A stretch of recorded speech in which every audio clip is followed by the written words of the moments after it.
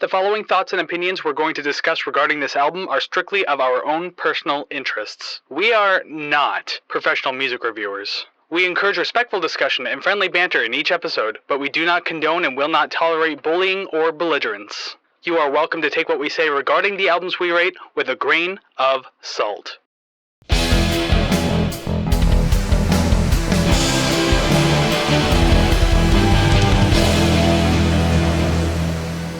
Well, hey there, everybody, and welcome to another episode of the Rate the Record podcast, the big old 5-0 today. Oh my god, midlife crisis. Call back to last week. Oh, yeah, there you go. It's like way too early to put in a card, but now I have to. Ha ha ha.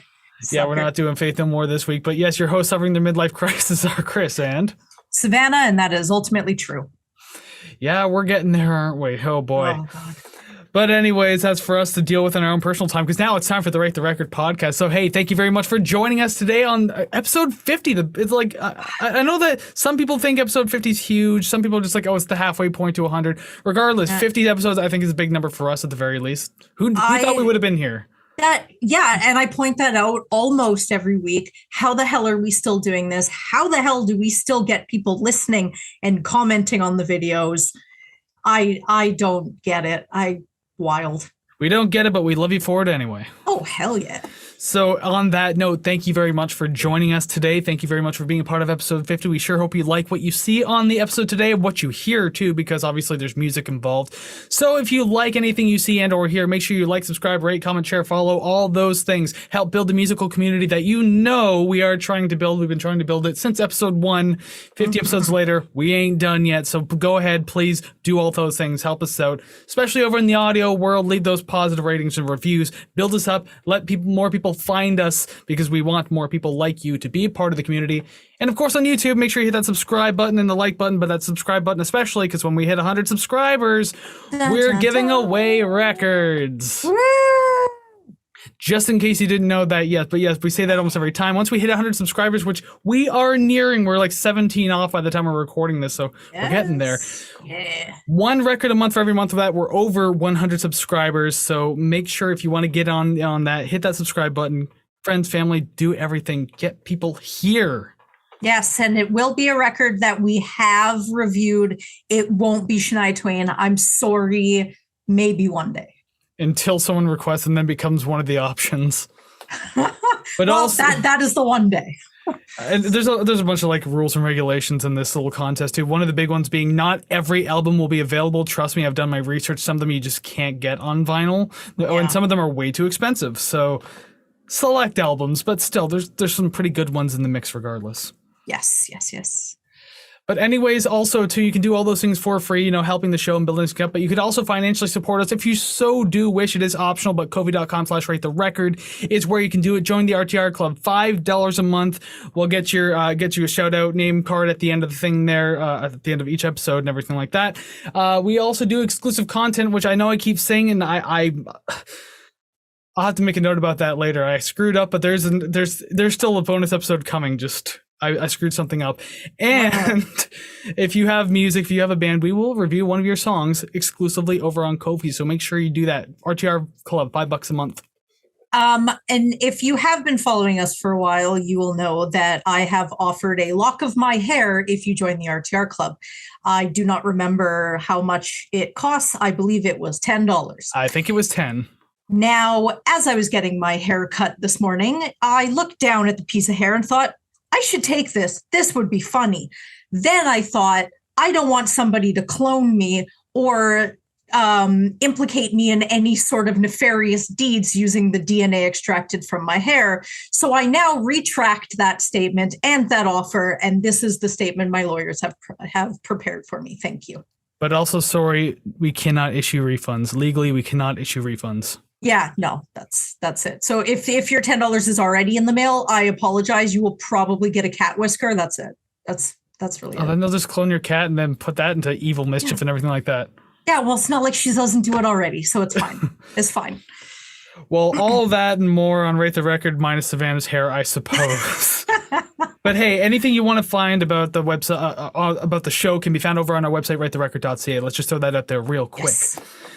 So yeah, episode 50 today, and today I'm going to bend on over because not really because I'm sitting in a chair, but I chose the album for episode 50. It didn't really work out that way. Like I didn't make it happen that way. It just so happened to be this way, and I chose this thing right here, audio listeners. I'm holding up the vinyl copy of System of a Down's Toxicity, 2001's Toxicity. It feels nice, and I think I've only listened to this copy once. This copy, because I've been listening to this album for 21 years, but this vinyl copy I've only listened to once. Nice ASMR tap tap. Yeah. I like it. Nice. Sounds like a cat like clawing at a door or something like that. Yeah, I know what that's like. Oh, I bet you do, because it's actually been a while since your cat's made an appearance on the podcast. I know, because there's a second person in the house now to wrangle them up so we don't have to make 17 edits. Perfect. Perfect. The pun, whatever. Anyways. Oh my God. If you've been here before, you know that we make dumb puns like this all the time. Welcome back. Thank you for enjoying the puns and everything that we do on the show. We sure hope that you continue to stick around and hang out with us, enjoy the music. But if you're new here, welcome to the show. We hope you enjoy your stay. Same thing with the people who've been here before. We hope you like what you hear, not only today, but in the past episodes and, of course, the future episodes as well.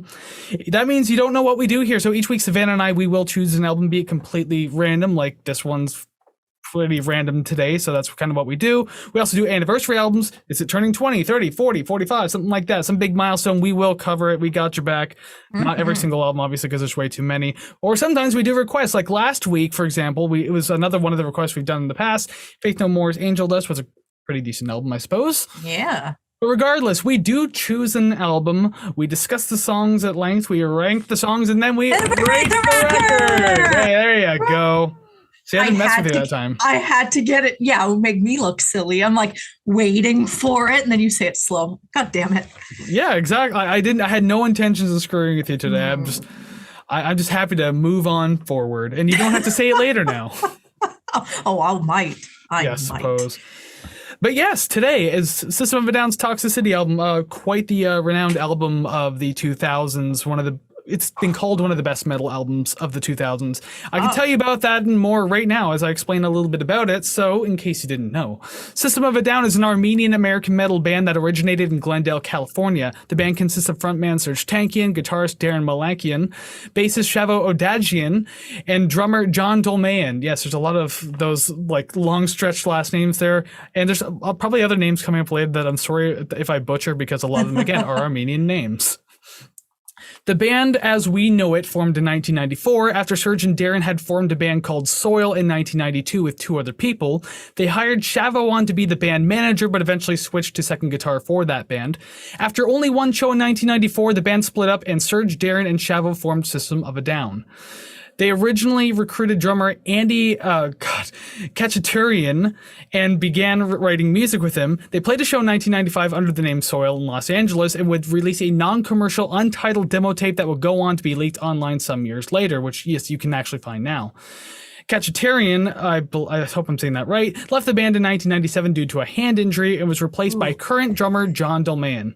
Around this time, the band caught the attention of renowned record producer Rick Rubin, who eventually signed them to American/Columbia Records. I believe that's maybe two labels separate. I don't know, just the way I read it.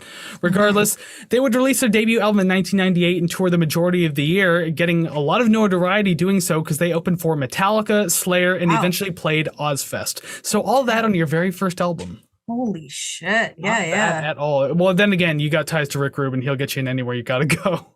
Yeah. Dang. So with their fan base exploding after much media attention, they would eventually go on to release their second and most acclaimed album to date, Toxicity, in September 2001. The album was released through American and Columbia Records and was recorded at Cello Studios in Hollywood, California. The album was produced by Rick Rubin along with Serge and Darren.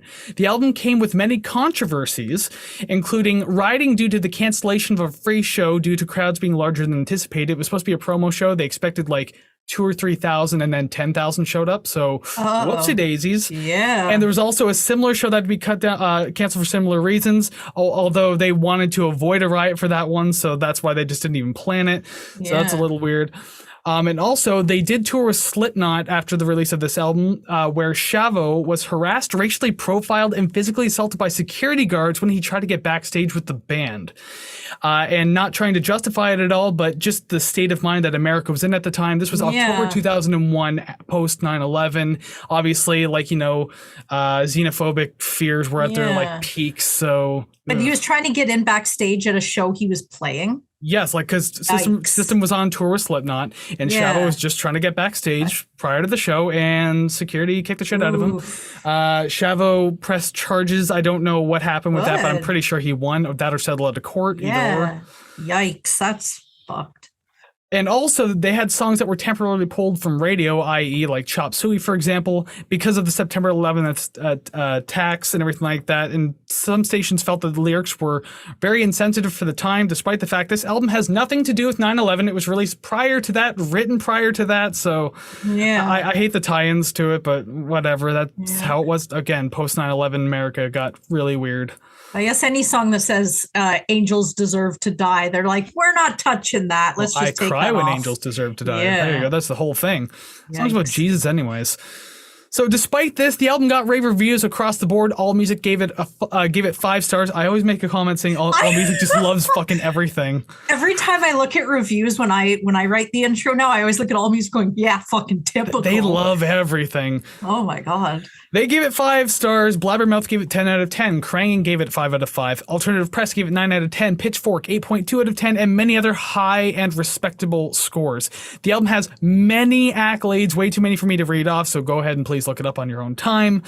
The album went to number 1 in the US and Canada, and number 3 in the UK, and again to number 1 in 2005 on the Billboard Top Catalog Albums chart.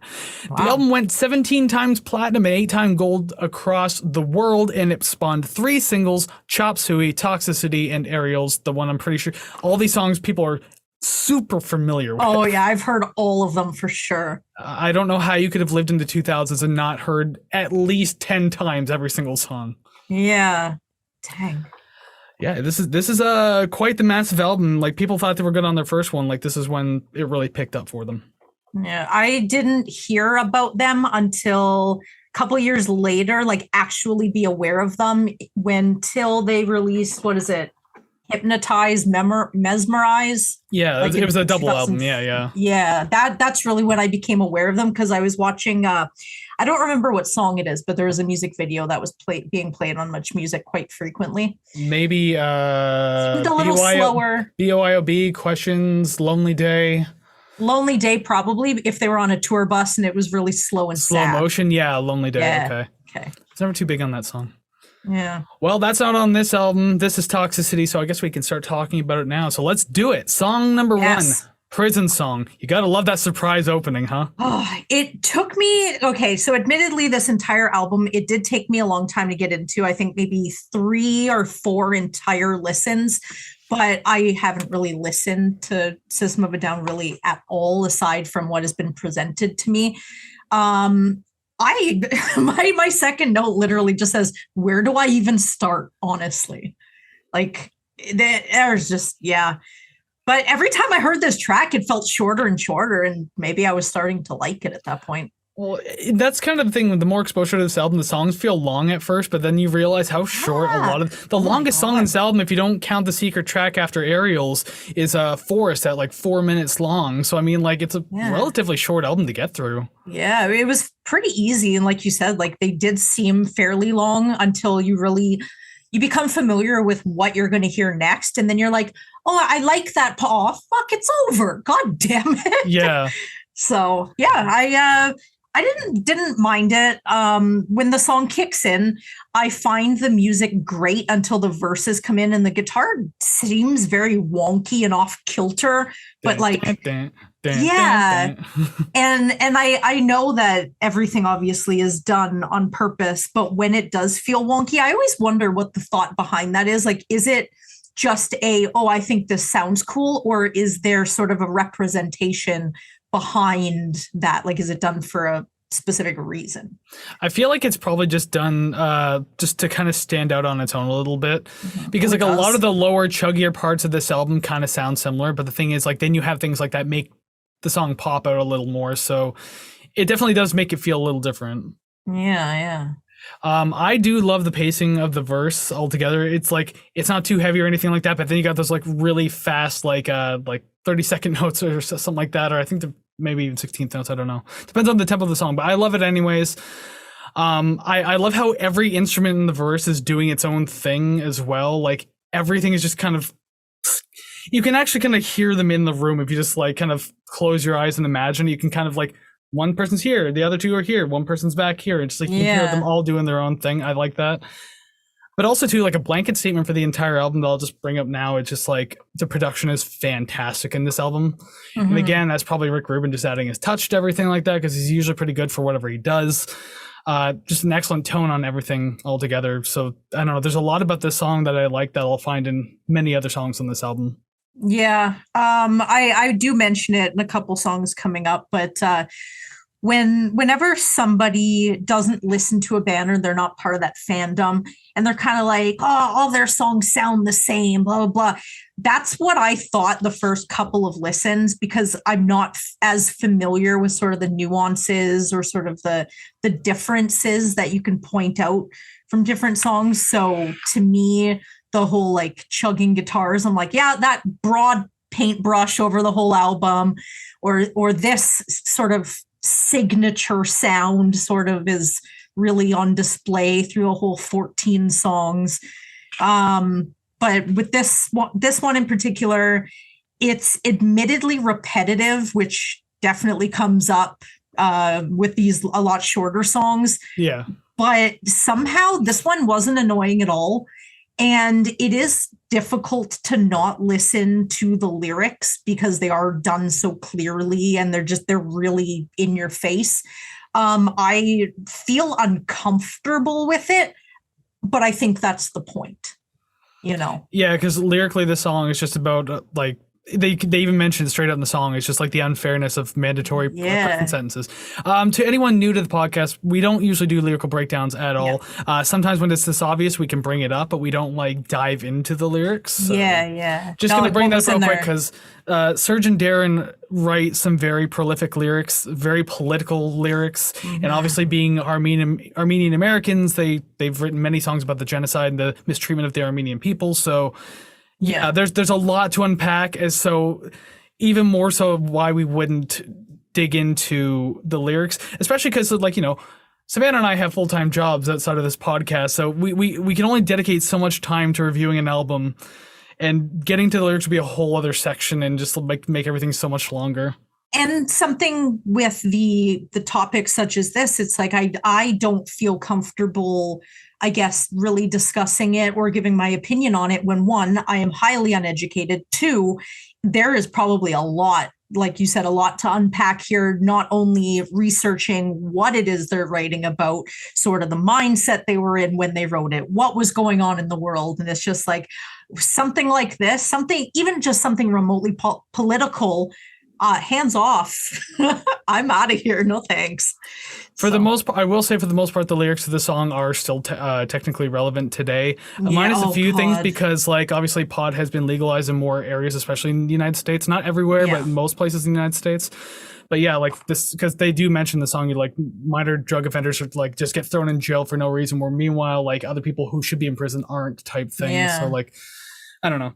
But that's kind of the lyrical breakdown of that, I guess, even though we don't do it. Well, going back to the sound of the song, I really like the spoken word part, where it just feels like he's sort of reciting something. You know, I kind of just imagine the music being written first and then him just grabbing something and starting to read it and is like, yep, that fits. That's what we're doing. But I think his voice is great for just not singing or vocalizing, but just really just talking. Kind of like doing slam poetry in a way. Yeah. I think it sounded great. He does that a lot in System of a Down songs, like across their discography, which admittedly isn't that big. It's like 5, maybe 6 albums, I think. Yeah. 1, 2, 3, 4, 5 albums if you count the double album. Okay, there you go. Yeah. But yeah, he does that a lot too. But obviously it suits him, and he's very vocal about like what he's passionate about. And like, again, Darren writes the lyrics too, the guitarist. So I mean, and they both have similar ideas for that. Although obviously they're Like most like songwriting duos, they both have an ego that are just too big for each other and eventually drift away. That happened with System of a Down going down the road. So ta-da! There's your Paul and John. There's your Liam and Noel. There's like a insert songwriting team here. Yeah, shit. Simon and Garfunkel. There you go. Simon got too big for his britches. Yeah. The only other thing I have to say is like there's a lot of portions of this album where like the middle section is some of the best music in my opinion, and this song is the first instance of that, and being the first song, it's great because it's like this big heavy chuggy breakdown in the middle with that kind of like almost spoken yelling word type vocalizing that I really like, and you can just tell this one would get a crowd going too. It's just like it's perfect for it. But yeah, like this is one of many awesome middle sections this album has. Yeah, cool. I really enjoy it. Alrighty then, we'll move on to song number 2 now, Needles. I really like the smooth transition into this song. I find that throughout the whole album, even another broad statement, the transition from song to song, it kind of reads like a concept album, whether it is or not, whether it's just sort of a broad idea, but everything flows into the songs around it. And I really like that. There's no awkward pauses or anything weird. So that was cool. And I found the drum rolls in this just very pleasant to listen to. Mm-hmm. There was kind of a lot that I found pleasant about it. One of my favorite things, though, is like the opening guitar riff, where you have like this slow pace kind of drumming and this like fast 16th note picking, though. It's like kind of like a gallop style of picking that I really enjoy. I love how heavy that is. That's one of my favorite things about the song. And just like this quick like descending like riff on the neck there, just doing this. So like I thought that was really cool. Yeah. And I also really love how super catchy the chorus is and how super singable the refrain is. Pull the tapeworm out of your ass. Like, oh God. Again, and also with the chant of "Hey" at the end of the refrain, like that, you're asking for crowd participation at that point. Oh yeah, I mentioned the "Hey."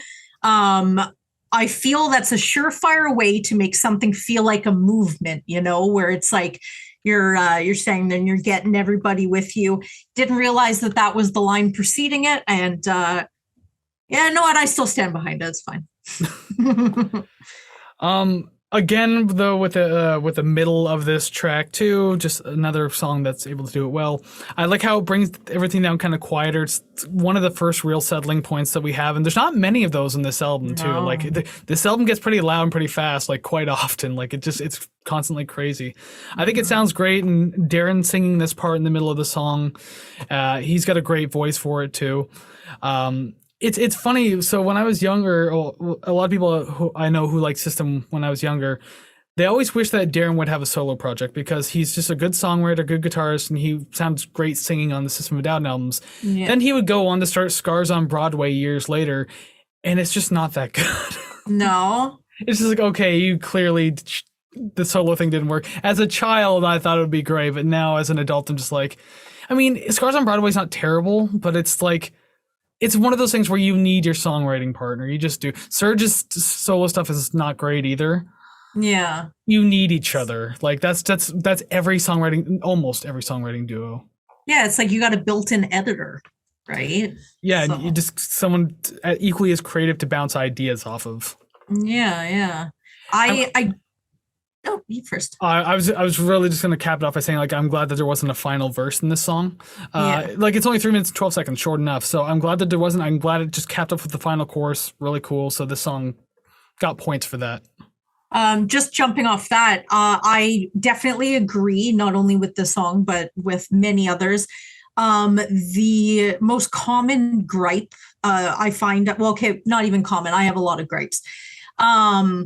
But I find that some songs will go sort of over what they should be. They kind of say what they're saying. And then as you're trying to usher them out the door, they're like, oh, and I forgot to tell you. And you're like, just leave the house, please. Just go. I want to go to bed.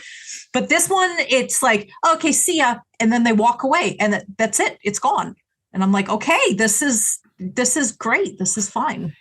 It's like every song on this album knows not to overstay its welcome. Like it gives you what it gives you.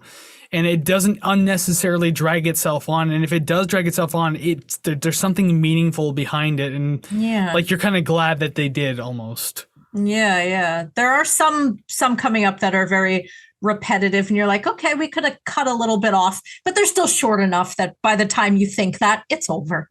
It's fine. I'm just kind of putting my X's and question marks down, as I always do. Okay, we will move on then to song number 3, Dear Dance. Please be my guest. The first thing I'll point out is one thing I always like. This is like a really good idea of creative writing, is the opening riff, how it's like that's kind of like slide riff on the guitar, then it ends in a harmonic or whatever. Yeah. But like I think that's really cool, because you don't really see like songs written like that, I guess, because it's like riff bass of like go to this chord, then go to this chord, whereas like this is just kind of sliding all over the place. I really like it's unorthodox, but like really fitting though. So I don't know, it's a lot of fun to listen to. Yeah. I found that the beginning, just to me, again, someone who's like, oh, all these songs sound the same, because I really haven't gotten it yet. I found that the beginning was sort of similar to me to the first track. This is where I started to feel like this is a signature sound. They really have something, and obviously any guitar player, any drummer, you're going to have a style, but I feel like it's quite evident that they do. Not saying that's a negative thing, just an observation. In the last song, you had mentioned it's Darren, right? The guitarist. Yes. That you like his voice. I'm still up in the air with it. I find that both voices are highly contrasting. So it's kind of, it's a little jarring sometimes, because one's very clear and the other one's sort of not as much most of the time. Oh, you should hear Darren live. He goes nuts. Oh yeah. It is not clean live. Like he goes insane. Yeah, because just listening to it here and a couple of the other songs, I guess, off of other albums that I've heard, they all sound fairly similar. But in this song in particular, I find that the voices sound much more harmonious in this one. And I liked that dynamic more than the last one. So that was a plus. And I'm glad that it came so soon after. And there's a lot of songs with like excellent harmonies though, which we will kind of get to as they come up. Because I note them when they come, like when I'm really kind of taken back by them. Yeah. I will mention it.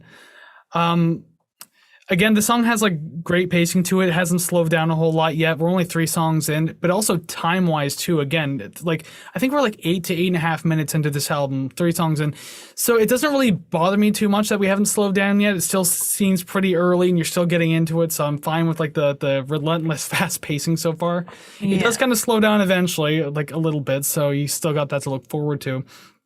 And again, with these middle bridge portions, my God, like it's almost every song has it. And I just love it so much. They're so damn good at like writing them and like making them feel like a whole separate part. Like I know it's a separate part of the song, but like it's hard to explain. Like it feels like something outside of the song, and they just kind of inserted it in, but it still fits so well. There's really beautiful instrumentation in the middle portion. I love it a lot. There's like lighter vocals that play like. They pay tremendous dividends to the instrumentals going on. So I don't know, just I really like these middle portions. So I can go on all day about them. And also there's a string instrument in this middle portion as well. It's a really great addition. I don't know what the instrument is though. I was reading on some of the instruments that they have on this album. There's like, obviously guitars, acoustic, there's a sitar, there's a banjo apparently. This might be a banjo I'm hearing, I don't know. Interesting. But regardless, it adds a lot of like really good color to the track. So I just really enjoy it. Regarding those middle parts that you love so much, I feel that is definitely an example of something that I just have not picked up on, because all I hear are drums on every beat and just like chugging power chords, and that's it. To me, I haven't refined my audio palette for this type of. I don't want to say this type of music, but yeah. Well, in the bridge, there's no chugging at all. It's actually much more gentle, so it sounds very pretty. Well, then, to me, every song is bled together. Point me. How sad. Yeah, well, whatever. All right, but yeah, I do like the slow heavy ending to the song too. There's your big chuggy tie-in there. Yeah. I don't know. I really like the way it ended because it's been like a fast song, but then you just had like the boom, boom, boom, but like the guitars are super heavy and they're just like yelling at that point too. Yeah. So yeah, really enjoyed that. Yeah. It wasn't bad. It is something that I would probably listen to again. You'll get used to it in time. Yes. Yes.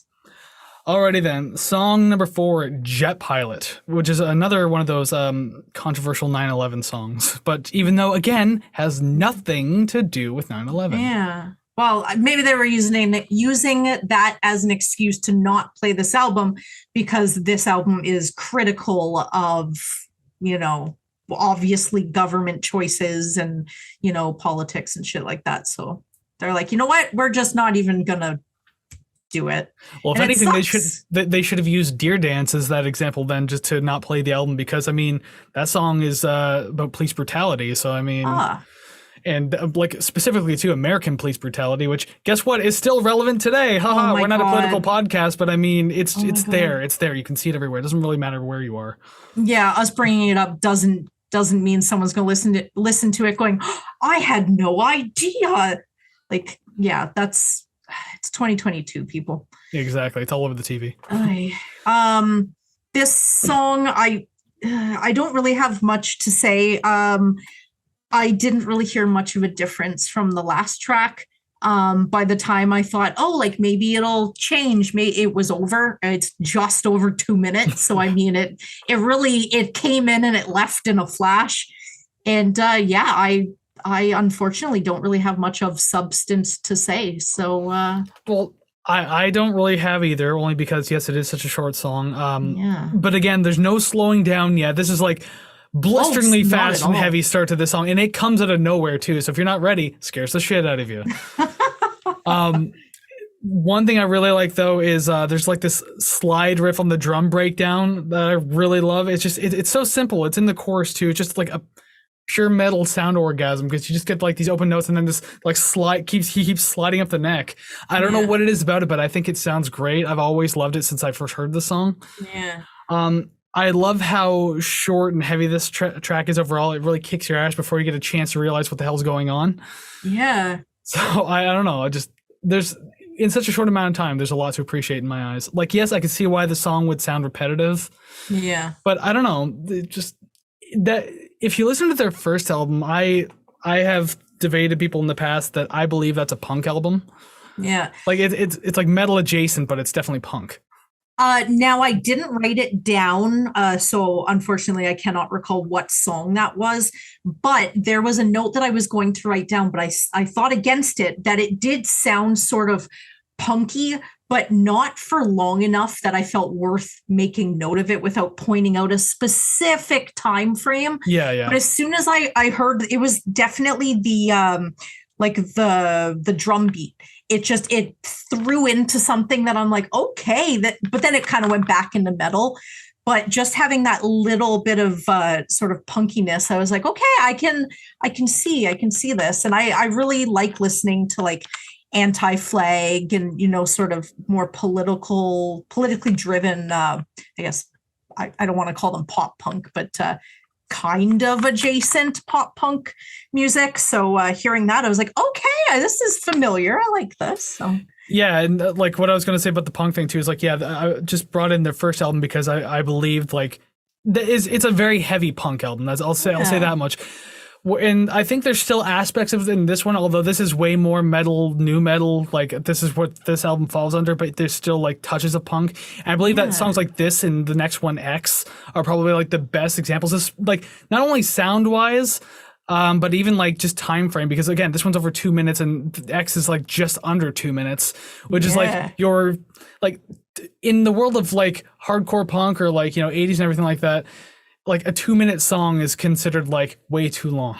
So that's why I'm thinking like these ones are like the perfect, like, no, archetype's definitely the wrong word. They're just one of those tracks that kind of sit well in that frame. Yeah. Now I'm curious about their first album. So Oh, it's so good. It's so good. I should have chose that one instead. after this, I might have to check that out. I might go pop on the vinyl. Jeez, I might just lay on my couch and listen to the vinyl because I love it so much. Alrighty then. So we'll move on to song number 5. The other one I believe is like punk adjacent. X, just simply X. Or, I mean, it's also called Multiply, but just people know it as X. Oh, okay. Well, that makes a lot more sense. Well, he also says multiply a lot in the song. We don't need to multiply. We don't need to multiply. It's a song about immigration, essentially. Well, okay, that I definitely got. Definitely did not get the title. It is making a lot more sense now. I found the part between the intro and the verse was the best. To me, it was the most interesting thing I've heard thus far, although I can't help but hear Puddle of Mud's Control. It is a... You disgust me. Well, that's fine. Listen to them side by side. I don't want to. I think what it is the first couple of notes are the same. So when I hear it, I start going into the other one. But this song, it goes completely like to the left. It's not the same at all, but it starts the same. So in my head, you keep going, Anyways, that's just how my brain works.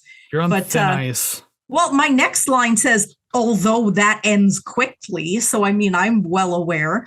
But you brought up Puddle of Mud in this review. I don't like that.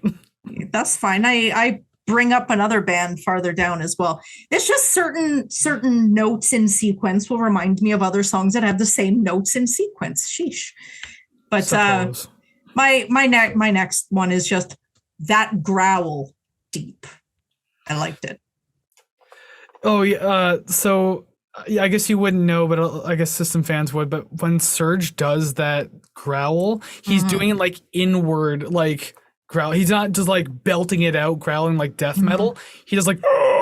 Does he cough after? Because like I think of doing that and it's hacking a lung out. But he's you should hear the first album. He does it all the fucking time. It sounds so goofy, but the thing is, it works. It fits. I don't want it to be a real growl. I just want whatever the hell he's doing, and that's literally what he's doing. He's inward growling, like he's breathing in the growl. Oh my god. That's the best part about it. Dang, oof, that hurts my throat thinking about it. With this song, I think we're going to talk about the same part here. Like you said, between the intro and the verse is the best part. Yeah. Where you get like the slower, chuggier part, and that kind of goes up on the like that 2-note chord. I love that. That's Screw Jet Pilot. That's my sound orgasm right there. I love that so much. It's always been so pleasing to hear that. It's always gotten me really pumped when I hear it. So I'm always excited to hear it. And like. This song to me, although yes, very repetitive, actually to me gives so much in such little time. There's like a really cool blast beat portion in the verse, which I think is really awesome. The chorus is just magic, because it has that same intro riff in it and everything like that. Kicks a lot of ass under 2 minutes, and also this song does a really good job in building as well, like right from the beginning. Yeah. Because like from the beginning, you just got this like drum roll with like the guitar doing its little thing. The bass kind of kicks in with a few notes, builds, and then boom, just explodes in that one part. I think it's fantastic. Like in such a short amount of time, like this sounds like a song that would be on their first album, but just improved. Yeah, I like this one. I don't want to sway you enough to put a check mark next to it on the list, but I liked it nonetheless. Gotcha. I'll put a question mark.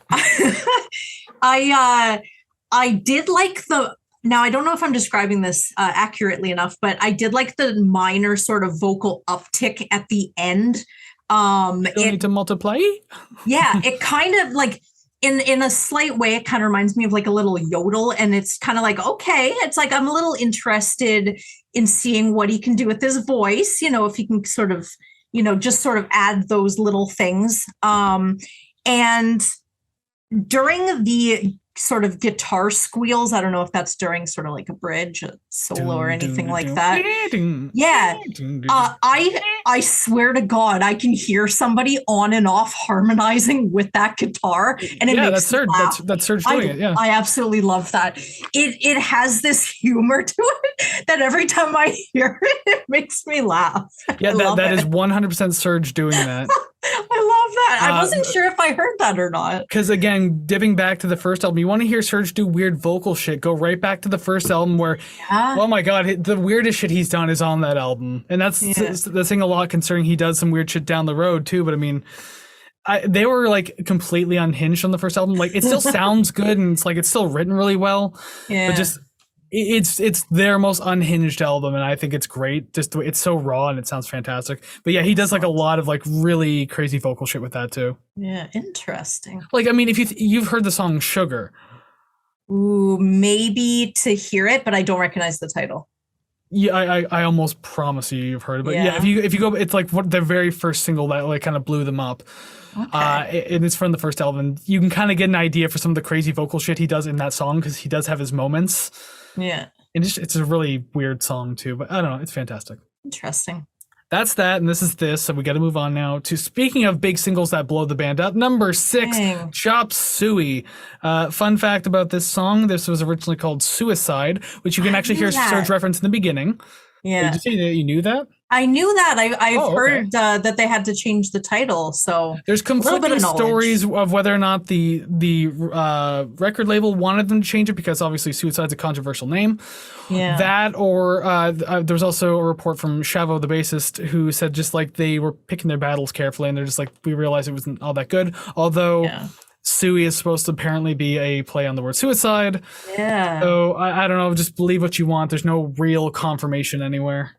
And sometimes with stories like that, the band will purposely give different reasons just so they don't have to outright say it, because sometimes the ridiculous reasons are more entertaining than, we just thought we would do it this way. And that, or they just didn't want the label to, like, they want people believing the label. They're just like, no, they didn't tell us what to do. We decided that. Yeah. They can't tell us what to do. We do whatever we want. You don't know who we are. And meanwhile, they're like, hey, this is your contract, right? Oh, it's starting to tear. Yeah, exactly. So Chop Suey, I mean, what can you say that people wouldn't already know about this song? It's I can't imagine, unless you were literally born in the last 10 years, chances are you've heard the song more than once. Yeah. Super iconic intro. Like, anyone can recognize it. I'm not sure what the stringed instrument is that goes along with the guitar in the beginning, but it adds a really great touch. Like, I know that they try to add some ethnic instruments in there. Obviously, I listened to a few earlier. But like, I was looking on the liner notes, and like, even looking at, like, I have the vinyl, so I looked at those liner notes. It doesn't specify instruments. Like, it just has like additional strings and everything like that. Again, Darren plays sitar, but that's definitely not a sitar I'm hearing. Yeah. So like, again, it apparently banjo's on here, but that doesn't sound like a banjo either. It's not a mandolin. Maybe it's a mandolin. I don't know. There's different ethnic instruments I'm trying to think of that it could be, but I don't know. Regardless, it adds a really good touch, and like the synth strings also do a really good job of like building the atmosphere into the track while it's building into like the heavier verse and everything like that. So I think that's really great.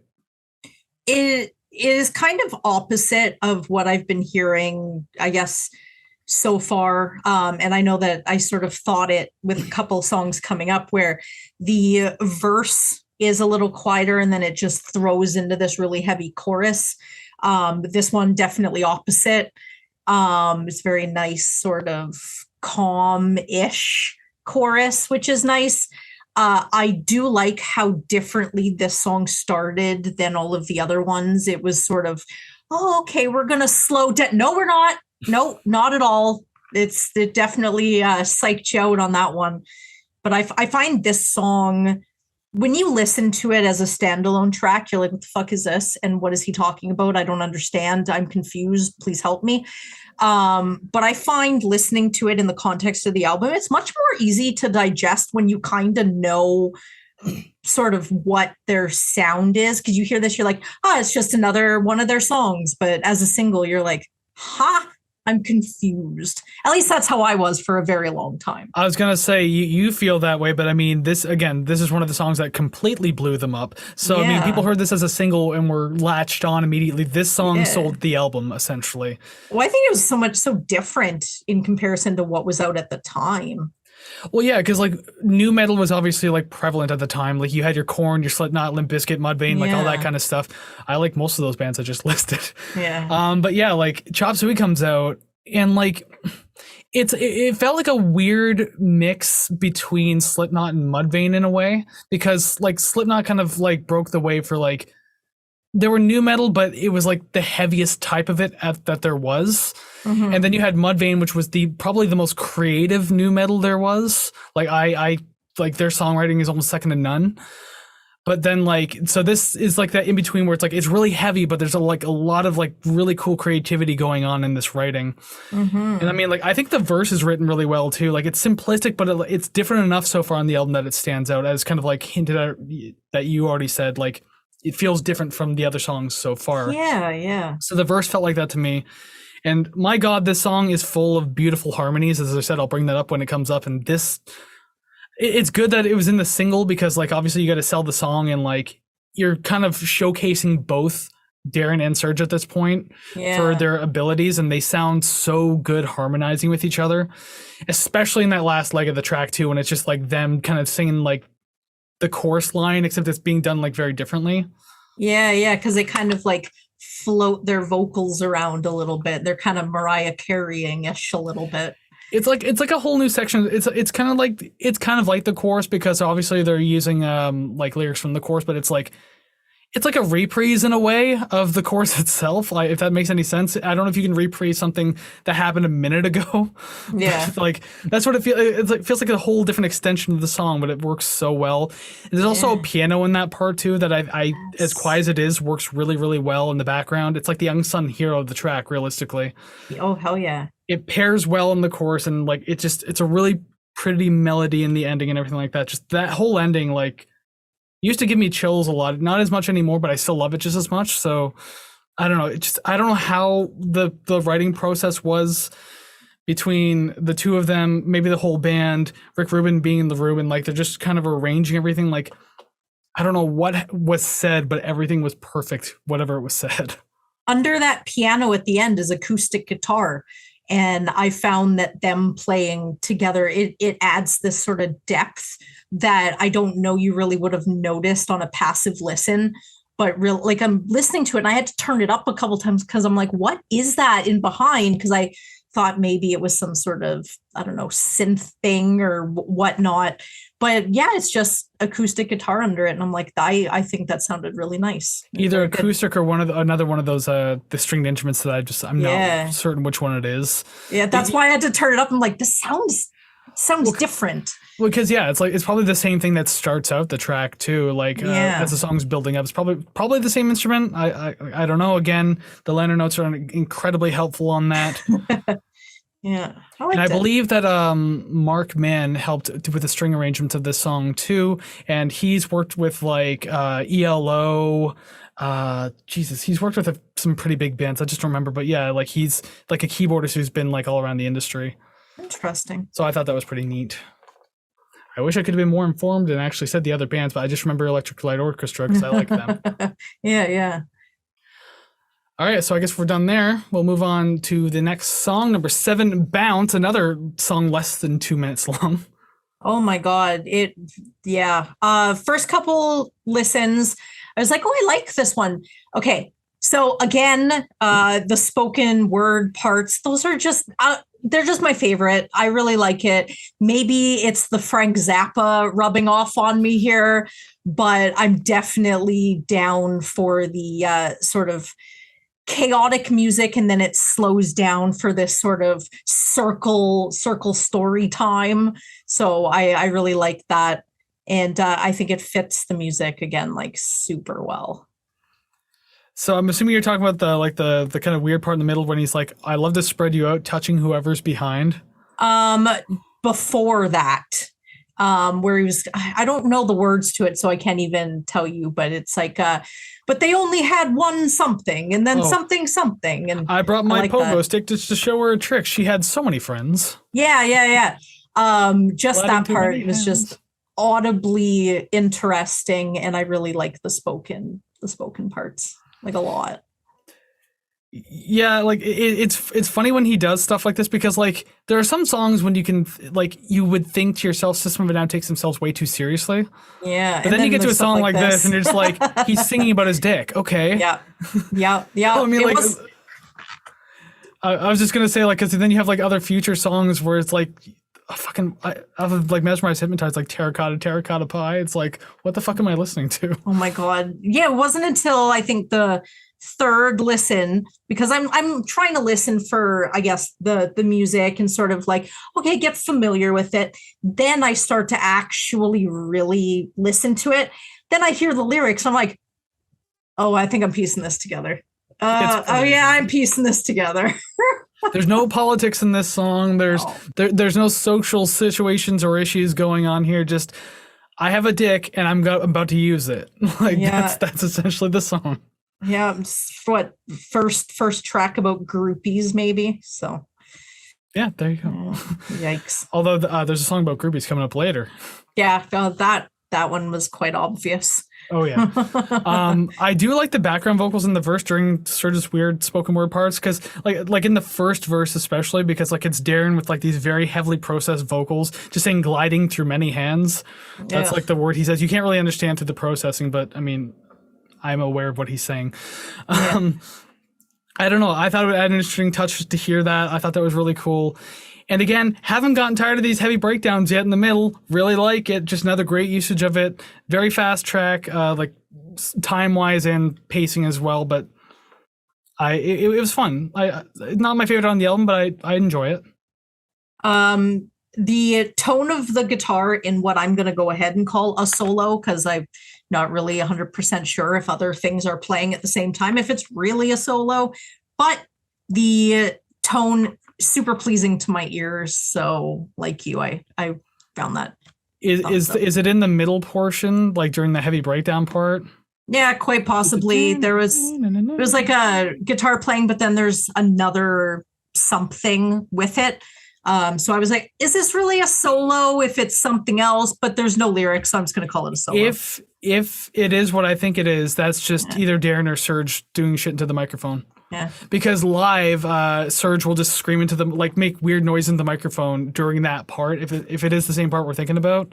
Interesting. So I can tell you right now, that's just vocal. Oh. That's just singing. At a minute 54, I can imagine it's the same part. Yeah, very likely. There's not too many parts to get confused in this song. Yeah.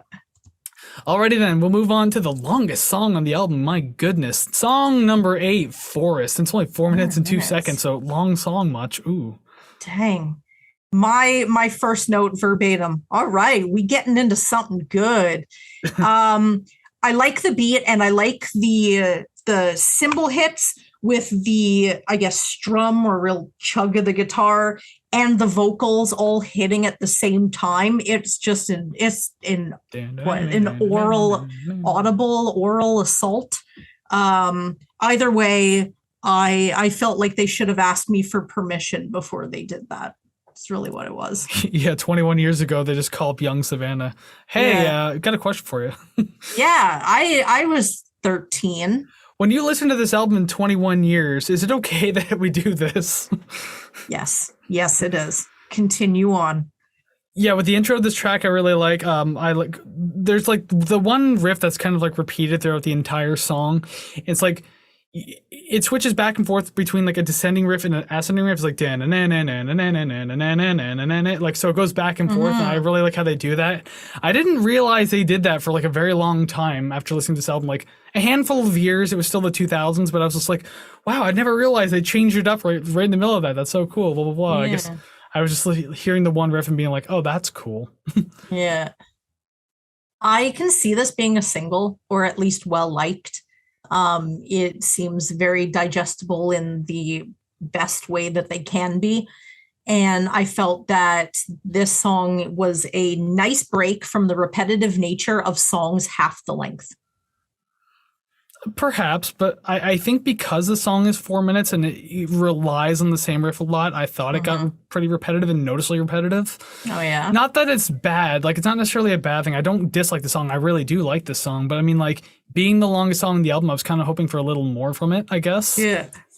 But yeah, it just kept looping back on itself. So it was just one thing I noticed. I'm just like, oh, maybe could have done this or maybe done this a little differently. But yeah, it kept coming back to the same thing. So... Again, I think not the best song, not the worst song, but I do like it. Actually, there's not a single song on this album I don't like. I think for me, it wasn't the same lines repeated in order, that when that doesn't happen, like, oh, some fresh air, thank you. Where it's not just like da na na na da na na na da na na na over and over. I'm like, okay, I'm feeling smothered here. But what about the Please. constant usage of dan and it's just and like using that for 4 minutes? It was fine. You equated to carnival music. Okay. That's new. Well, I mean, we have listened to Mr. Bungle and Psychotic Symphony, and that's very. You can't list two bands back to back like that because I can't put cards that close when we do the callbacks. So now I gotta wait like a whole 30 seconds. If I wait just long enough, yes, we did listen to Psychotic Symphony. There's the second card above my head. Pearl Jam, Brooks and Dunn, Weezer. I'm not doing any of those cards. Come on down to Rate the Record to listen to all your favorites. At that point, I'm just gonna put like the actual like playlist of the entire show. Just like fucking listen to this. Who cares? Although that appears Just at the end. do it. To the special awesome people who actually watch all the podcasts all the way through, I put that card at the end of the show anyway, so you should already know that. Yeah. All right, so song number 9 now, Atwa, Air, Tree, Water, Animals. Oh, I knew that stood for something. Song's about Charles Manson. I had no idea. Oh, okay. Excellent. Kind of written through his perspective a little bit. The lyrics were by Darren, I'll just say that much. Interesting. I thought finally a come down from the manic first half. And then I wrote what could be called a come down, I guess. It's still sort of, it keeps that energy, maybe not as intense as some of the others, but it does not slow down. Even with the much heavier chorus, I still find the song quite pleasant. And I for some reason, surprised this wasn't a single. I don't know if I've heard this song before, but the title looks super familiar. I don't recall it being in anything, so it's hard to say. But you might have heard it somewhere. I don't know. Maybe someone was listening to it and you happened to catch wind of it one day. I don't know. Yeah, but seeing this, I was like, have I heard this? It's going to be one of those Mandela effect thing. I'm like, yeah, definitely, and then just never heard it my whole Except life. It was called Otwo or something like that. It's like, no, it was Otwo, I swear. It's like, no, it's called that one. It always has been. System of a Downer. And System of an Up. System of an Up. Yes. It's like blatantly obvious. Like that's not even real. It's cover band. But yeah, first off, good call on it being the second half, because yes, this actually does start side B on the vinyl. Oh, so excellent. Good call on that one, even though it's past the halfway point. So that's even more interesting. Excellent. But yeah, an actual calm start. Like, who thought we'd actually get one? But here we are. We finally got it. Yeah. There's a lot about the song that I enjoy. Again, I don't tend to skip songs on this album or anything like that, but I still do. I mean, I don't choose to listen to Atwa more often than not. Like, I have to be in the mood for it. But if it's on, I'll leave it. Again, there's a lot that I do like about the song. Like, there's those na-na-na-na parts that kind of mirror the portions where they say, all the world I see before me passing by. So I like the na-na parts because I think they're just great fillers, and it sounds really good harmonized between Serge and Darren. So I really, again, great use of vocal harmonies in this song and this album. I mean, they're just really good for it. Yeah. Now I don't really know what to call this, but the vocals in the chorus, to me, they kind of add some interest, but I don't want to call them rolling R's because there's no R in the word. Well, I guess anymore, but he like rolls it before he says anymore at the end of the chorus. I like that. I think that's you don't care about how I feel. I don't feel there anymore. Yeah, he says the word there, so that's where he's rolling his R. I don't feel there anymore. Yeah, because it sounds sort of in between the two words where it just, I don't know, it's kind of like a little growl, I guess. I don't know. I find those little sort of vocalizations really interesting because they're not overdone. They're put in sparsely here. And when I hear them, I'm like, oh, what was that? Okay, cool. Well, and it's like the next song, Science, too, where he says spirit moves through all things. And then he rolls the R on that, spirit moves through all things, like like he just does that. So yeah, I thought that, that's really interesting. realistically 2 minutes and 56 seconds for Atwa, and I think it's the perfect length for the song because like it has some good ideas. They're able to flush it out without like, completely overkilling the song or anything like that. And I do like the buildup of the entire track too, because it starts quiet. You get like a heavier like kind of pre-chorus or whatever, I guess, earlier in the beginning, but it builds like quieter and it gets build, and then you have like this big explosive ending and everything. So I think it's really fun. Yeah, there's a lot to enjoy about it. Yeah, I felt like the more I listened to it, the more I liked it. So let's see, what mark do you get on my paper here? Upside down question mark. I put an upside down smiley face actually. Excellent. I don't know what that's gonna mean, but we'll find out later.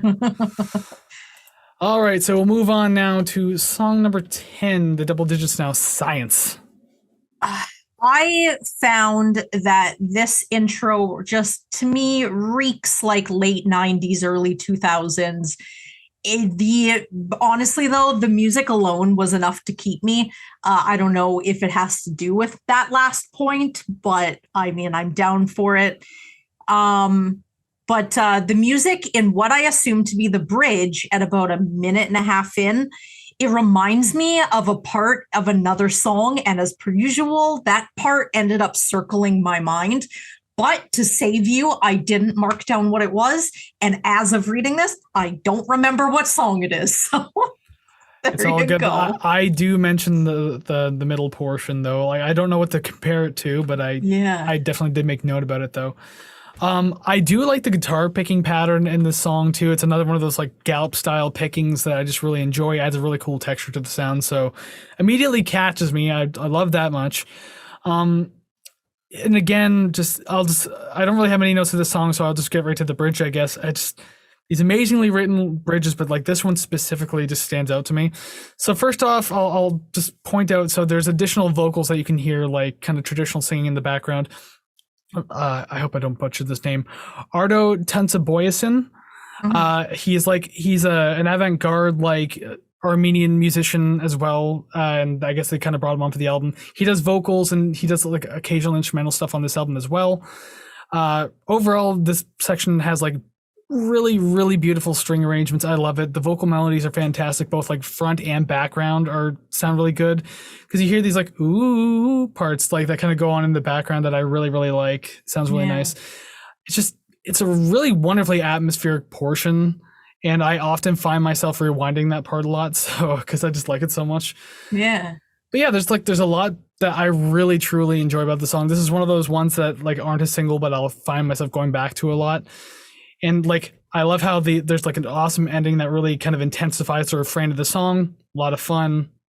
Science, baby. I like this one, although it is seemingly simple. I really do like the guitar in it for sure. I did note that I felt that some of the vocals sounded a little aggressive. But in the next one, they get turned up a little bit. Well, let's move on to the next one then, I suppose. So song number 11, I believe the shortest song on the album, Shimmy. First note, I thought the vocals were more aggressive in the last one. This really turns it up. Like some growling, some really gets you.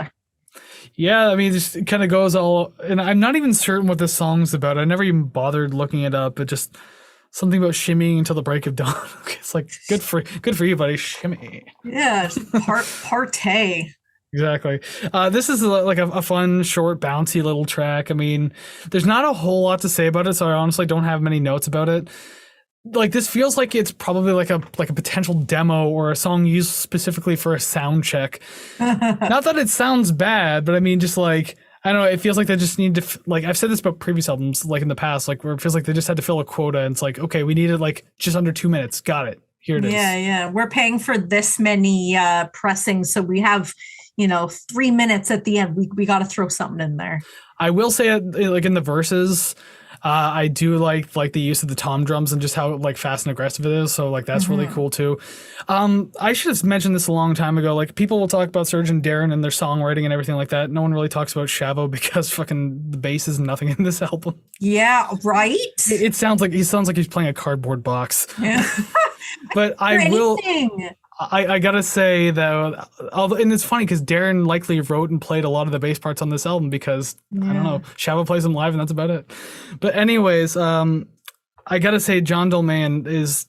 I said the piano was an unsung hero for like Chop Suey. Like John Dolmayan's the unsung hero of this album. And I don't think that's like a big point to say. I don't think it's gonna be like a debatable point because he is just a highly skilled, like amazing drummer. Like I couldn't imagine any other kind of drum lines making these songs.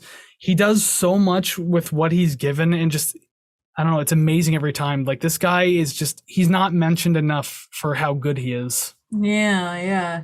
It's you always have those sort of bigger personalities in the band that they get all the attention because they kind of thrive on it. But when you're really good at what you're doing and you're sort of back there and quiet, and I find that with drummers and bassists in particular, because they're not really the most, showy people just by, I guess, seeming naturally.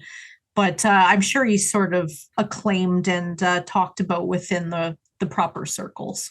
I would hope so because like I don't see or hear enough people mentioning him. Yeah. So it's crazy to me that that's even a thing. And like not to like bash their previous drummer Cacciatore and that guy who had to leave because of a hand injury.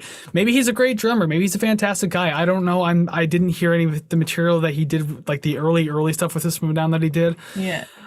But as far as I'm concerned, like I couldn't imagine what this album would sound like if John wasn't on it. I'm going to go out on a limb and say that I bet anything that he has made the cover of Modern Drummer magazine, because if the drummer for Better Than Ezra can make it, he can make it. I'm going to assume that's an insult because I'm not too familiar with Better Than Ezra. They're like a, I don't know, alternative kind of like Collective Soul is really. Like soft contemporary rock. Yeah. Okay, gotcha. Definitely. So if he can make it, you know what? I'm sure that the drummer here can make it. Unfortunately, I don't remember his name, even though you've said it about 14 times. John Dolmayan. John Dolmayan. Yep. All right. So song number 12. Now we'll move on to the title track itself, Toxicity, which when I was younger, first off, when this album came out, I didn't know what toxicity was. I didn't know like what it meant. I didn't know it was even a word. So I kept reading it. I thought it was dyslexic and I was reading it as Toxic City. Yeah. But no, it's very much Toxicity. That's probably why they called it that. Yeah, just to fool a lot of people like dumb kids like me. That's stupid children. I found the drum pattern in the chorus. It felt like it was kind of doing like a little dance. And I felt like there was some movement here and I liked that. And it was really just the drums creating that for me. So yes, let's talk more about John's work. Yeah, just going off what you said, that was my first note. I like that. Well, and realistically, when I was writing my review, like I meant to bring that up like super early in the album, but obviously we just got kind of carried away talking about things, like the album. So I was like, okay, you know what? Might as well just throw it in now because I want to do this before we're finished talking about it because I just feel like he deserves some recognition. Yeah. But yeah, I mean, his work in this song too. I mean, you could say this about any song, but like he just kind of on his own like wavelength in this entire song, but everything he does is so fitting to the moment. So you just gotta love everything that's happening there.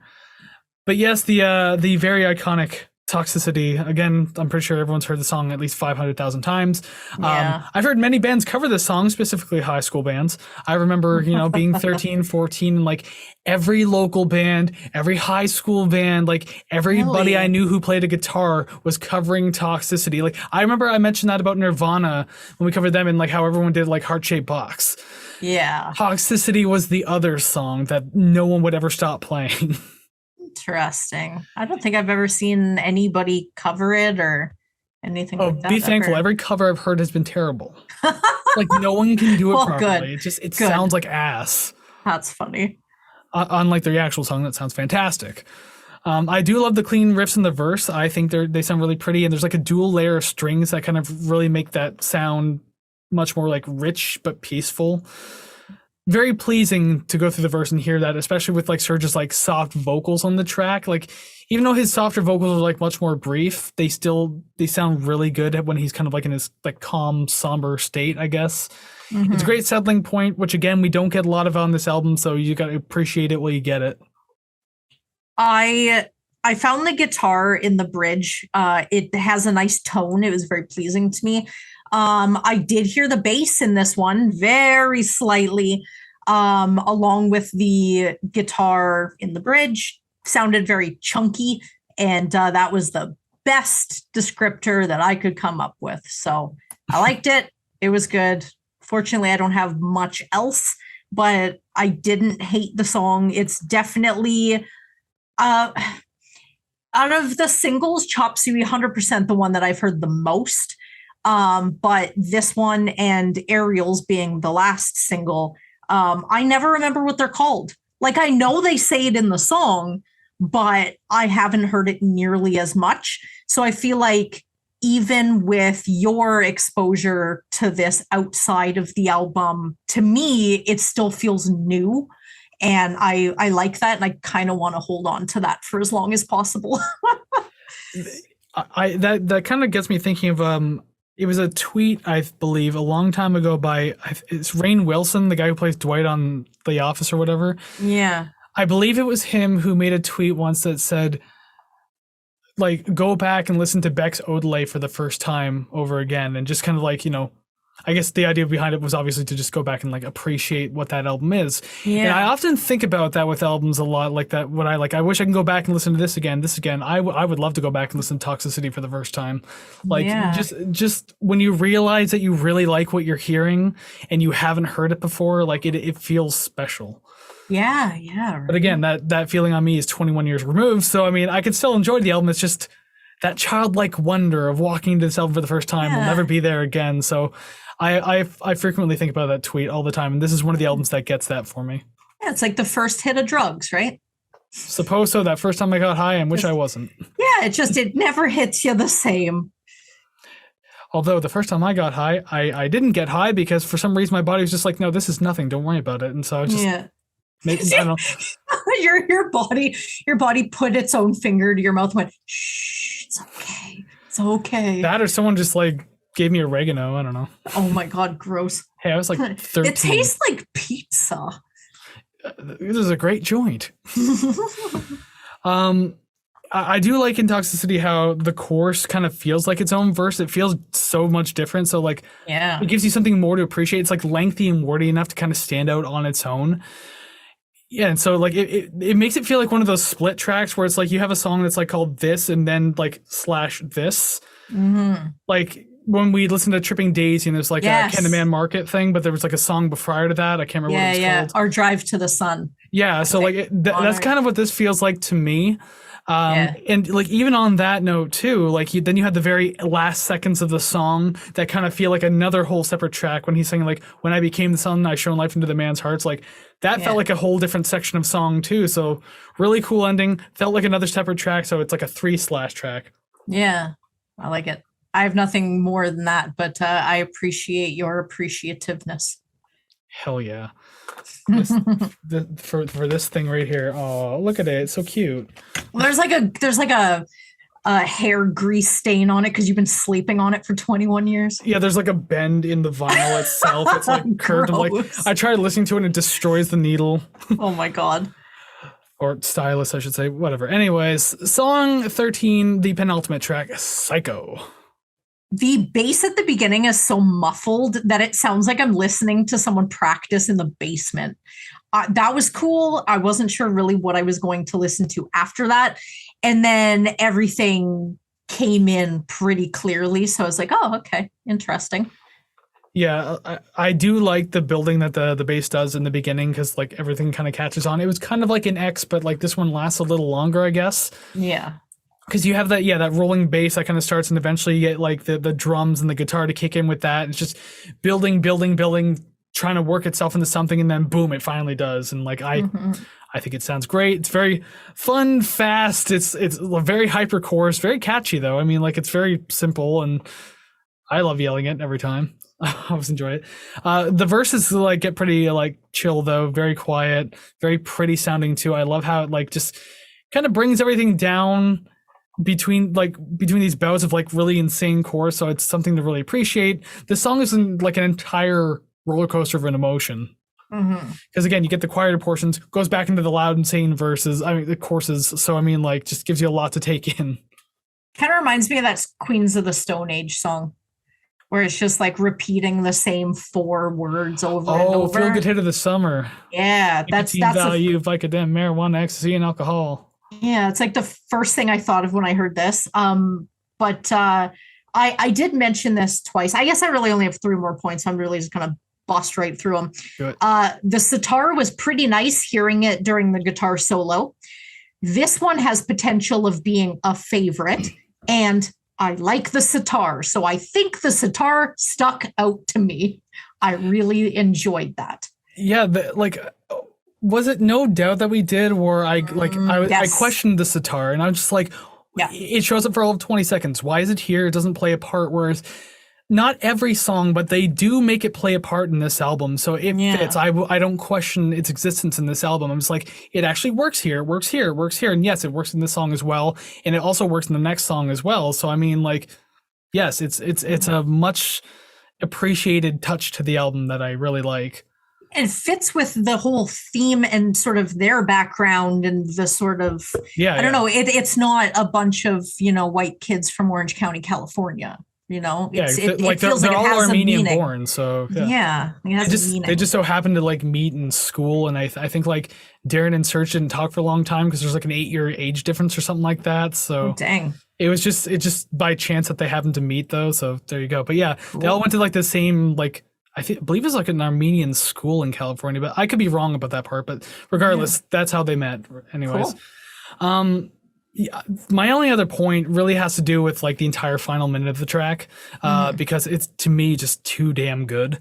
The solo is really simple, but it's like very effective and appropriate. And I think I've said this in the past about guitar solos in the show. Remember, kids, if you want to write a good guitar solo, you don't need to shred, you don't need to sweep, you don't need to do that shit. Make it appropriate to what's happening in the song. Like, do not go crazy if going crazy is part of the atmosphere of the song, do it. Like, one of my favorite guitar, not like my favorite, but one of them, really 2 of them from the Red Hot Chili Peppers. One is Don't Forget Me, which is 3 notes over and over again, but because of what's happening, it's perfect. It fits perfectly. The song's called Don't Forget Me. The other one's Easily, where it's not the most complicated solo in the world. Like, there's a little more to it, but it's so cool to hear, and it's so fitting to everything that's happening. Just again, you don't need to go insane. And Psycho does it so well. It's so pretty. I love it so much. Everything about it is so super atmospheric, like just the entire last minute. The synth strings do like a lot to kind of build that atmosphere too. So there's like a lot to appreciate for it. And I mean, the whole final minute usually just kind of gets a rewind for me anyways. Like, I will listen to that a million times. Yeah. It's just so audibly pleasing to me. I'll sit there all day and just be like, yep, this is it.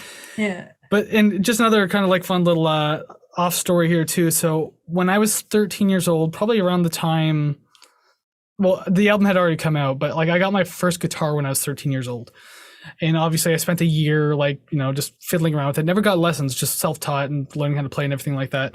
When I was 14, I learned how to play the solo of the song. Because again, it's not a complicated solo to play, but I was so proud when I learned it. Because I learned my first guitar solo. Hell yeah. And also I really liked that song at that point too. So like, that was 19 years ago now. And so, I mean, the fact that I still like it just as much today goes to show like how strong the song is for me. Oh, hell yeah. You got that, I guess, psychological and physical attachment to it because you can play it. You can bring that to life in front of you, which is cool. And I'm not going to lie, like, as if I was writing this album and didn't turn around, pick up my guitar over here. I should have just turned this way. There you go. Picked up my big ass black guitar over here and started playing the solo. I actually did. Well, once I was finished writing the review, I was like, cool. Yeah, I love this. That's awesome. I just enjoy it. Alrighty then, let's cap off the album. And by the way, I just want to mention, going into number 14, Aerials, I'm pretty sure everyone's aware of the secret track at the end of the song, and on Spotify it's listed as its own separate track, number 15, Arto, or it's just the secret track after Aerials. We aren't ranking that one because it is a secret track, so we don't really count it as its own thing. Yeah. So it's just Aerials that we're going for. Yeah, just as it's presented on your beautiful warped vinyl over there. Oh, poor thing. I'm looking down at it now. I just like how the audio listeners, if I keep picking that up and petting it, no one's going to know. It's the ASMR aspect is what it is. Yeah, you just hear yeah. Alrighty then, the final song of the album, number 14, Aerials. I love the vocal melody to the song. Oh, it's really pretty, yeah. It's always that one that I'll hear it, go, oh, I like the song. Never remember what it's called. Wait, stop. Gotta cut you off. Something just happened on my computer here. Are we still recording? Okay, good. Because I heard that disconnect and reconnect sound out of nowhere, and I don't know what that was. I can still hear you. Okay, and we're still recording. I want to make sure everything's okay. So yeah, mine says recording it. I'm just looking here. I feel like this happened last time and everything was still fine. So it didn't make the sound though. I haven't heard that sound once when we've ever recorded. So. Oh shit. I mean, we've had Zoom crash. Oh fuck yeah. Okay, we'll come back and then just you can continue on after you said you love the vocal melody. Okay. All right, go ahead. This song is definitely one of those ones where I will hear it and I'm like, oh, I really like this song, but I never remember what it's called. And I really hope that this helps like sort of establish that in my brain, because I never know what to look for when I want to hear it. So I that is literally my second point. I never remember what song this is, and I better remember. Well, if you don't remember the name, just remember it's the final song on Toxicity. Final song. Yeah, I like it. I like it. It's nice. It's also got a really memorable music video too. You got that like weird alien boy in the circus tent, and like the very dimly lit music video. It's really strange. I've never seen it. Oh, he becomes a weird celebrity. It's like, I don't know. It's strange. Ooh, that's something that I get to live for the first time watching that. Yeah, they usually have some pretty interesting videos. Cool. But yeah, there's a fantastic opening riff to this song. Obviously, another what I believe to be an iconic opening because everyone knows Aerials too.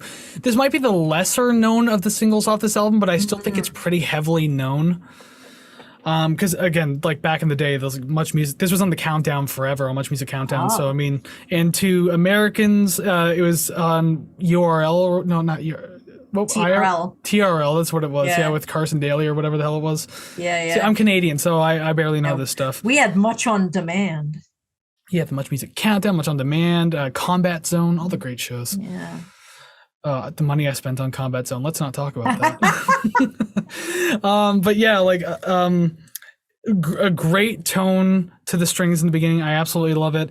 And this song, I have to mention it because we usually mention notes like this. This has final song vibes written all over it. Oh, definitely. Like Psycho had that too. Like it's like, oh, we're getting to the end. You felt that in that song, especially in that last guitar solo. But Aerials has like final song vibes all over it.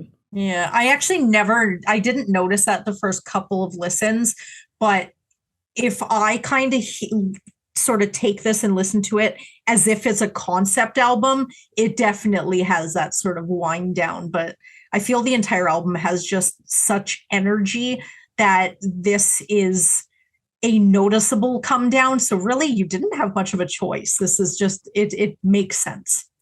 Yeah, and actually, kind of speaking on like how it ends and everything like that, you compare it to Prison Song, which immediately starts on this very loud boom, just like a punch to the face, silence, and then more craziness. Whereas this one like flows off very quietly on these beautiful vocal melodies and just calm strings and just like, so it's like the polar opposite, like flowy quietness, but at the beginning this is like a loud punch. Yeah. So you gotta like how like from beginning to end, despite all of the craziness we've had in this album so far, it ended this way. Yeah, it goes through the whole spectrum of emotion. Yeah, and this is also another song that has really gorgeous vocal melodies all over the place. Love it. Especially that final awe section that ends the song too. I really like that. It's really hypnotizing to me, just how just simple but well done it is. Like, I don't know how else to describe it except just like goddamn. Yeah. Like, and also, yeah, sitar in this album too. It's quiet, but it's in the not album, this song. It's in the background, very quiet, but it's, I think, like a really much needed like layer to kind of make the song flow better too, because I don't know, it just adds that little extra something that makes it sound a little more special.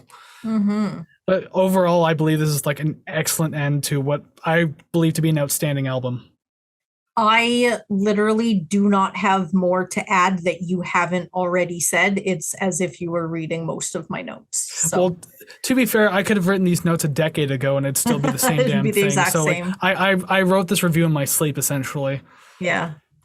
And the thing is, like, I know, like, I don't know what kind of curtain I'm pulling back here, especially for the video viewers.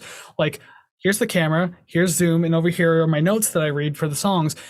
And usually I'll look over and you can catch me looking at my notes. It doesn't really matter. It's not going to break anything. But the idea is for this one, I went off the cuff a lot for this one because it's kind of like when we did Year Zero. Yeah. Like, I'm so super familiar with this album that like I probably didn't have to write notes. I only did it to keep myself in some sort of order because or else I would just ramble about how much I like the songs. Yeah. But yeah, just like I have my notes, but like I could just talk about it on my own. I don't need to look at things, but just that's the difference between you and me, and that's kind of like how I envy you in a way, where you were able to listen to the entire thing front to back for the first time again, as mentioned earlier. Yeah. It's like, go back and listen to it all over again. It's like, I wish. Yeah. You can't have that ignorance. You know, you know too much. Well, and that's why like albums like this, I don't usually listen. I listen to like once a year. Like I'll go back and listen to certain tracks every once in a while, but like if I want to listen to it front to back, like once a year, maybe once every 2 years. I don't want to overdo it with this album because like I love listening to it front to back, so I will gladly sit through it, but I don't want to overkill it because then I won't want to do it again. Yeah, understood. It's like watching your favorite movie. Like you watch it once and hey, well, I'll binge it again like next year and it'll be great, blah, blah, blah, whatever. Yeah. Ooh. Alrighty then, that is the end of System of a Down's Toxicity. We made it to the end, all 14 tracks. Again, not doing Ardo, that's its own thing. You can like it or hate it if you want, that's on your own terms. But we're here now at the end of the album, so hey, thank you very much for making it this far with us. Sure hope you enjoyed listening to us talk about it. Sure hope you enjoyed the album itself, so make sure you let us know what you thought down in the comments below of wherever you're listening, because there's comment sections or review boxes everywhere.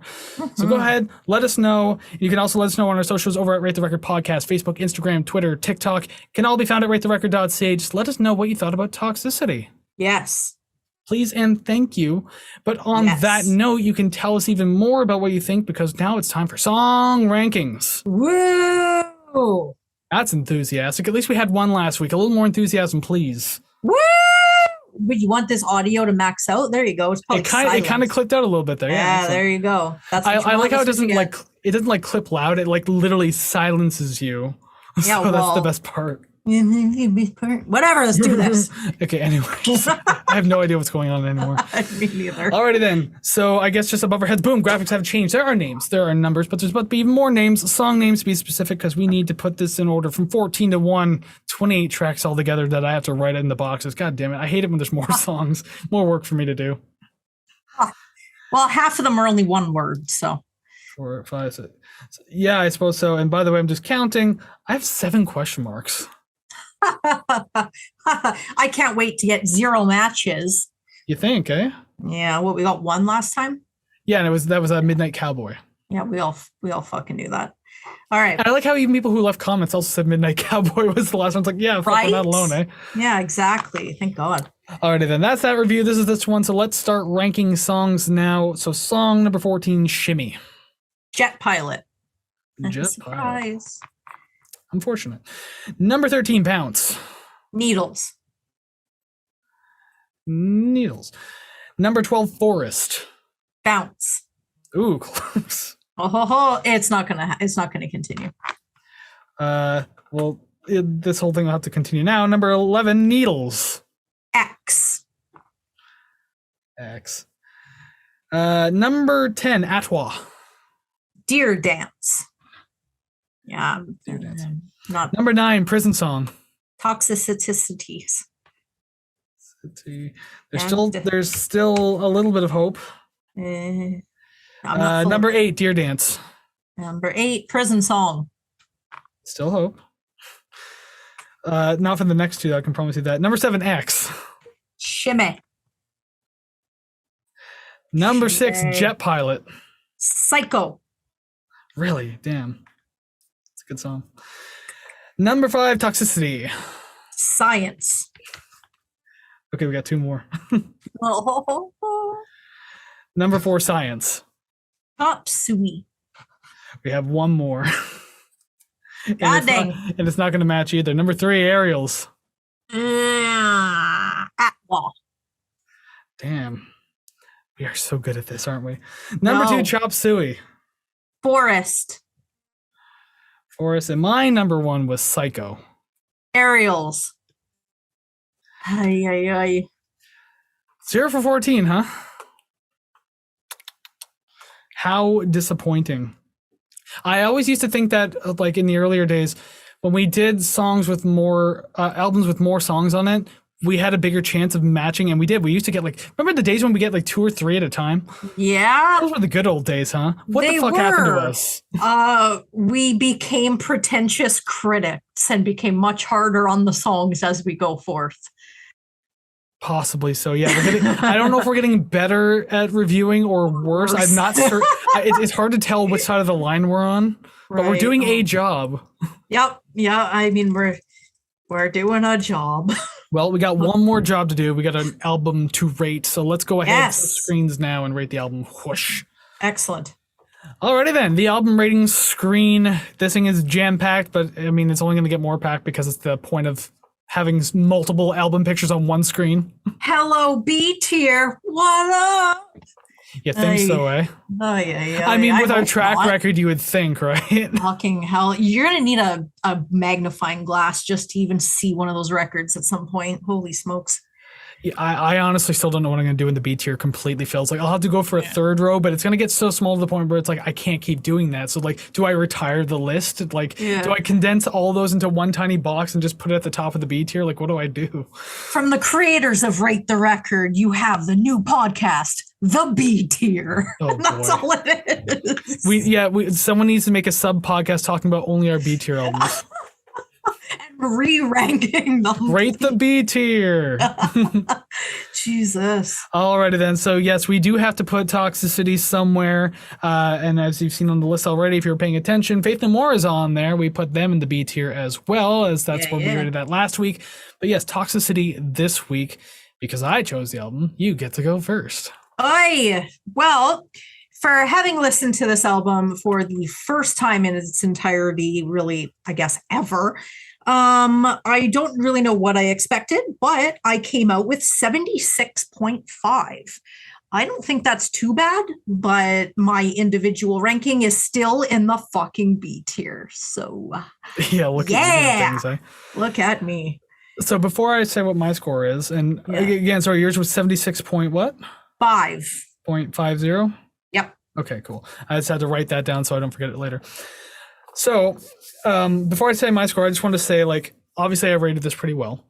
And so I did some math to know what we would need to at least be in the A tier. But not only that, I did math to say what would constitute this album being the best album on the list. And obviously, obviously it's going to be a hard thing to do regardless. Did you do this after you ranked it, or did you rank it according to your findings? No, I ranked and then I did the math. Okay, good. Because if I didn't did the math, I'd be like, what the hell, man? No. No, I did my score. I saw what my score was, and I was like, I got to do some math now. Okay, excellent. But no, it's obviously not going to be the best album on the list. But damn if it didn't get close, because my score is 85.71, which means A minus 81.10. 81.10. It's up there.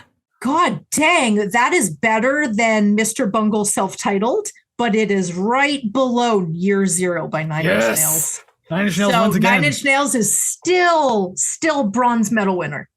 Excellent. Because so I originally forgot that the top albums were 83.25. I thought it was 82.25, and I told myself, if Savannah gives this album at least a 79.5, it'll be the best album on our list. You didn't give it that anyway. That wasn't too far off, though. No, but Shit. just it would have been funny if something actually toppled those controversial #1 albums from the fucking thing we had to go through for that. But yes, there you go then. So as of this recording, the 4th overall album, System of a Down's Toxicity, another Kris chosen album, makes the A tier. Oh, fuck you, man. And you know what? Compared to year 0, it is only off by 0.06. Fuck.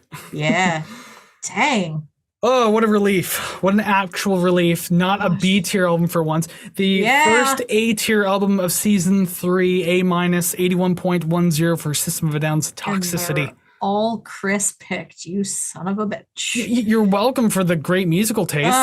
Like I want to thank you, but I also don't want to inflate your ego any higher than it is, or else you wouldn't be able to sit in your chair. You'd be up on the ceiling. But like, I can read your body language, and I know how thankful you really are. So well, no, you're right. Well, thank you. Tool and introduce you to Bungle. Okay, hold on. Just to go off on a slight tangent about Tool.